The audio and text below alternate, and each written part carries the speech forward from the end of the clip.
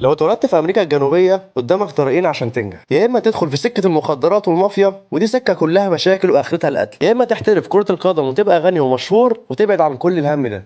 بس ممكن لو حظك وحش قوي يبقى اخرك برضه الموت. حضرتك بتقول ايه؟ وده اللي حصل مع اللاعب اللي هنتكلم عليه النهارده واللي عليه سؤال اليوم. اللاعب ده اتولد في كولومبيا في بيئه كلها جرايم وقتل ومخدرات، بس قدر يبعد عنهم ويتجه لكره القدم وكان مدافع كويس جدا. انضم لمنتخب كولومبيا وهو عنده 21 سنة ولعب معاهم كأس العالم 90.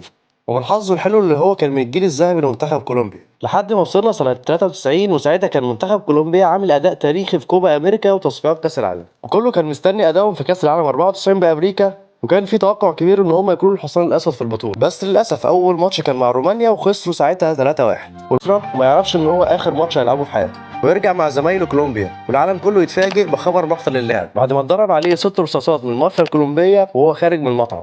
وده بسبب ان العصابات الكولومبيه كانوا عاملين مراهنات بفلوس كتير ان المنتخب هيعدي لادوار متقدمه، واللي قتلوه كانوا افراد من العصابه خسرت فلوس كتير بسبب خروج المنتخب المبكر من كاس العالم. مات اللاعب وهو عنده 27 سنه، واتعملت ليه جنازه كبيره حضرها الرئيس الكولومبي، وقصه حياته اتعملت بعد كده مسلسل. تفتكروا مين اللاعب ده؟ وده كان سؤال النهارده، واستنوا حلقة بكرة بمعلومة جديدة وسؤال جديد في كرة القدم. السلام عليكم.